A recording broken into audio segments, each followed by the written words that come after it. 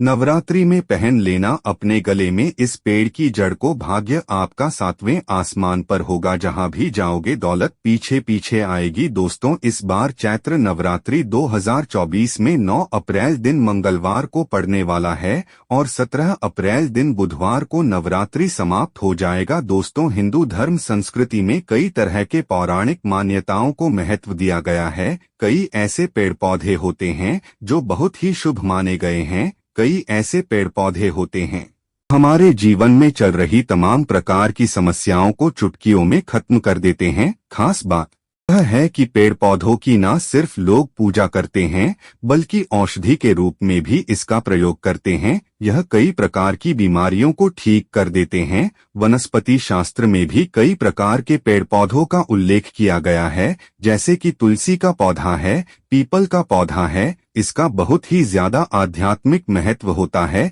दोस्तों, आपने देखा होगा कि हम लोग पीपल वृक्ष की पूजा करते हैं, लेकिन क्यों करते हैं? हमें पीपल की पूजा क्यों करनी चाहिए? क्योंकि पेड़ पौधे में कुछ ऐसी अलौकिक चमत्कारिक शक्तियां होती हैं जिसके दम पर कुछ समय में यानी कि कम से कम समय में आपको अच्छे परिणाम मिलते हैं।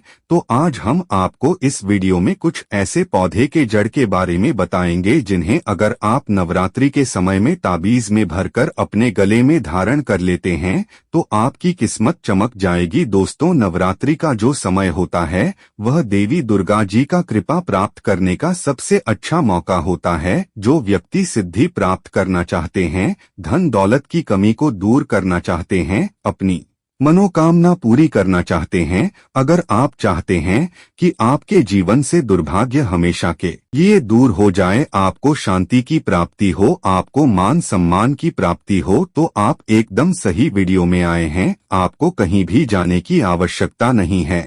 आज हम आपको नवरात्रि के समय में धारण किए जाने वाले 5 जड़ के बारे में बताने वाले हैं और इन 5 जड़ों में से कोई एक जड़ आपको जरूर धारण करना है। दोस्तों, आप मानो या ना मानो, पेड़ पौधे में बहुत चमत्कारी शक्तियां होती हैं। हमने जीवन काल में कई बार औषधि का प्रयोग करके बहुत सारे लोगों की बीमारी को भी पेड़ पौधों के माध्यम से ठीक किया है और बहुत से पेड़ पौधों का प्रयोग करके कई लोगों की जटिल से जटिल समस्या को हमने चुटकियों में समाप्त करवाया है। तो जो पेड़ पौधे होते हैं, कहीं ना कहीं धार्मिक दृष्टि से ले लीजिए चाहे आध्यात्मिक दृष्टि से ले लीजिए, हमें फायदा पहुंचाने का काम ही करते हैं। सर्वप्रथम तो आपको नवरात्रि के 9 दिन इस पौधे की जड़ को ले आना है। अगर नवरात्रि के छठे दिन आप इस वीडियो को देख रहे हैं तो नवरात्रि के छठे दिन भी इस पौधे की जड़ लाकर आप अपने घर में पूजन करके धारण कर सकते हैं। लेकिन अगर नवरात्रि के 9 दिन आप इनकी पूजा करके जड़ को धारण करते हैं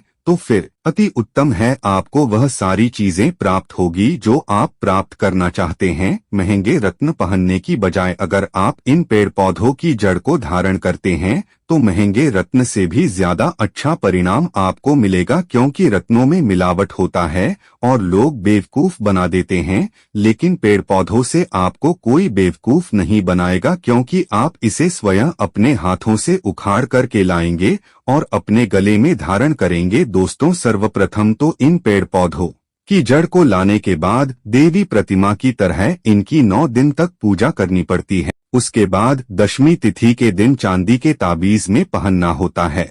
अगर आप चांदी की ताबीज खरीदने में सक्षम नहीं हैं तो आप तांबे के ताबीज से भी इसे धारण कर सकते हैं। तो आइए अब जानते हैं कि हमें नवरात्रि के समय कौन सी जड़ को लाकर के धारण करना चाहिए। लेकिन मित्रों, वीडियो में आगे बढ़ने से पहले अगर आपने अभी तक हमारे चैनल को सब्सक्राइब नहीं किया है तो कृपया अभी हमारे चैनल को सब्सक्राइब कर लीजिए और अगर जानकारी अच्छी लगे तो वीडियो को भी लाइक कर दीजिए। साथ ही साथ कमेंट बॉक्स में अपनी राशि भी डाल दीजिए ताकि आपकी राशि के अनुसार नवरात्रि के दौरान जो भी उपाय होगा उसे हम लाई के माध्यम से आप तक पहुंचा देंगे। सबसे पहला है चमेली की जड़। चमेली की जड़ में दैवीय शक्तियां समाहित रहती हैं। आप लोगों ने देखा भी होगा चमेली का जो तेल है वह हनुमान जी महाराज को समर्पित होता है। इसमें हनुमान जी महाराज की दैवीय शक्तियां रहती हैं। जो लोग माता लक्ष्मी की कृपा प्राप्त करना चाहते हैं, लक्ष्मी सिद्धि प्राप्त करना चाहते हैं, जो लोग आरोग्य की कामना करते हैं, उन लोगों को चमेली की जो जड़ होती है उसे अवश्य लाना चाहिए। चमेली की जो जड़ है उसे आपको नवरात्रि से पहले लेकर आना है या फिर आप नवरात्रि के टाइम में भी ला सकते हैं और आपको इसकी 9 दिन तक पूजा करनी है। अगर आप 2 दिन पूजा ना कर पाए तो कम से कम 1 दिन पूजा कर सकते हैं। इसकी पूजा करने के बाद इसे चांदी के ताबीज में धारण करना होता है। आपको दशहरे के दिन इसे चांदी के ताबीज में धारण करना होता है और अगर आप ऐसा करते हैं तो इससे दैवीय शक्ति की प्राप्ति होती है, अलौकिक शक्ति की प्राप्ति होती है, हनुमान जी महाराज की कृपा बरसती है, आप हमेशा निरोग रहते हैं। दूसरा है लटजीरा पौधा, जिसे कई जगहों पर चिड़चिड़ा के नाम से भी जाना जाता है और कई लोग इसे अपामार्ग भी कहते हैं। अगर आप अपामार्ग के बारे में नहीं जानते हैं तो आप गपर सर्च करके इसकी तस्वीर देख सकते हैं, क्योंकि हम वीडियो में नहीं दिखा रहे हैं। आप आसानी से गपर देख सकते हैं। अपामार्ग एक ऐसा दैवीय पौधा होता है जिसका प्रयोग संत महात्मा लोग सबसे ज्यादा करते हैं। कहा जाता है कि अपामार्ग के बीज का खीर बनाकर के खाने से 30 दिनों तक पेशाब पानी तथा शौच क्रिया पूरी तरह से बंद हो जाती है। तो साधना करने वाले जो संत महात्मा रहते हैं, लोग अपामार्ग के बीज की खीर बनाकर खाते हैं ताकि वह लंबे समय तक साधना कर सकें। इन्हें खाने के बाद भूख प्यास नहीं सताती। तो इसे कब पहनना चाहिए, कैसे धारण करना चाहिए, जान लेते हैं। दोस्तों, नवरात्रि के दशमी तिथि में आपको इसे धारण करना है। इसके धारण करने के बाद यह शत्रु का नाश करता है और जो लोग वशीकरण करना चाहते हैं कि सभी लोग उन्हें देख करके सम्मोहित हो जाएं, उनके चेहरे से नजर न हटा पाए, तो ऐसे व्यक्ति अपामार्ग की जड़ जरूर धारण करें और इसकी जड़ धारण करने के बाद अध्यात्म उन्नति होती है, बंद किस्मत के ताले खुल जाते हैं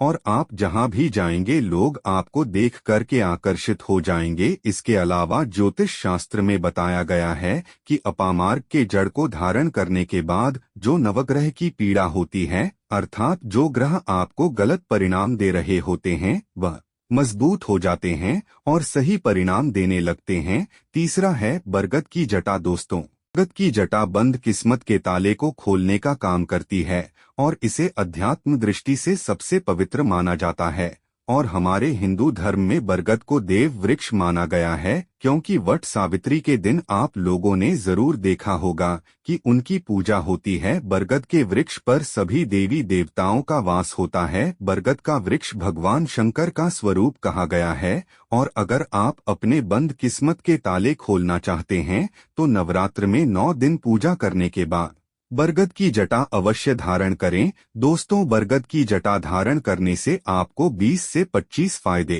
मिलते हैं, जो कि हमने आपको इससे पहले वाले वीडियो में बताया है। वह वीडियो जाकर के आप देख सकते हैं। यह बहुत ही शक्तिशाली जड़ होता है जो आपकी किस्मत चमका सकता है। चौथा है अपराजिता का पौधा। दोस्तों, जो अपराजिता है इसके पुष्प माता लक्ष्मी जी को सबसे ज्यादा प्रिय है और अधिकतर लोग माता लक्ष्मी जी की पूजा में इसका इस्तेमाल करते हैं। और अगर आप माता लक्ष्मी को प्रसन्न करना चाहते हैं, माता लक्ष्मी जी आपके घर पर वास नहीं कर रही हैं, जिसके कारण आपकी जो आर्थिक स्थिति है वह खराब हो चुकी है, तो अपराजिता नाम का जो पौधा है उसकी जड़ धारण करें। इसे चांदी के ताबीज में धारण करने के बाद आपको माता लक्ष्मी जी की कृपा मिलना शुरू हो जाएगी, बंद किस्मत के ताले खुल जाएंगे। दोस्तों, 5वें नंबर पर आता है सफेद मदार की जड़। अब सफेद मदार की जड़ क्यों धारण करनी चाहिए, तो आपको बता दें, जो सफेद कलर का मदार है